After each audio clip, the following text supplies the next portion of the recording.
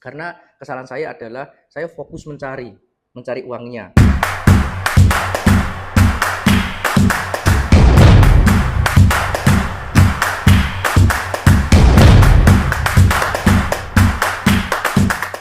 Assalamualaikum warahmatullahi wabarakatuh, sahabat toko Mandiri Indonesia. Belajar menjadi pengusaha itu sangat penting. Bagaimana ketika saat ini Anda masih merantau di negeri seberang atau Anda sedang mengumpulkan modal, maka sambil berjalan, sambil belajar jadi pengusaha.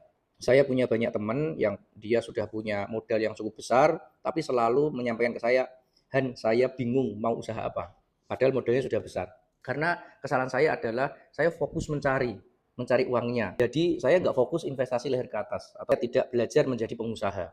Minimal baca buku atau minimal kalau ada waktu ikut seminar, atau sekarang di YouTube juga sudah banyak konten-konten kreator atau motivator atau pengusaha yang mempunyai channel YouTube. Kita bisa belajar dari sana. Ketika ada omongan begitu ke teman-teman, memang saya akan selalu menyampaikan begini.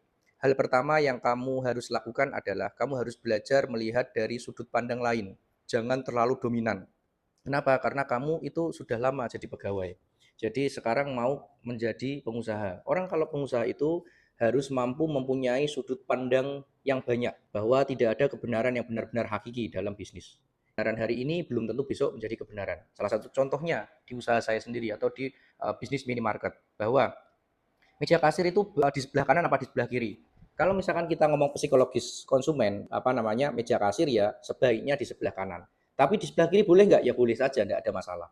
Ya, jadi mana yang paling betul? Kita lihat kondisi tokonya, kita lihat lokasinya seperti apa. Akan selalu begitu. Ya, terus Mas, display barang-barang yang laku itu sebaiknya di depan atau di belakang. Dua-duanya bagus. Kalau di belakang itu orang bisa jalan-jalan muter-muter terus lihat barang-barang yang lain.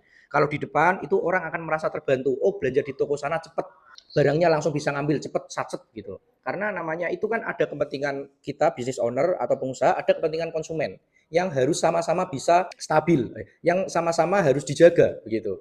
Ya, jadi terus ada orang juga yang punya persepsi, barangnya jauh, di toko ini aja, barangnya deket kan begitu. Maka di belakang juga benar, di depan juga benar. Terus ketinggian toko dari lantai ke plafon berapa? Kalau kita ngomong standar ya 2,8 sampai 3 meter.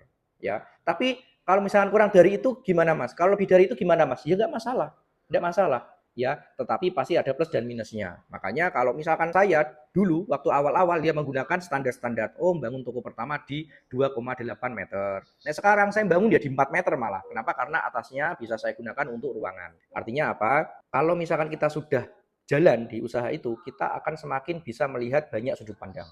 Gitu. Makanya Anda yang baru mau memulai bisnis, yang perlu diubah atau yang perlu di-upgrade adalah pola pandang atau sudut pandang. Gitu sahabat Tukang Indonesia. Assalamualaikum warahmatullahi wabarakatuh.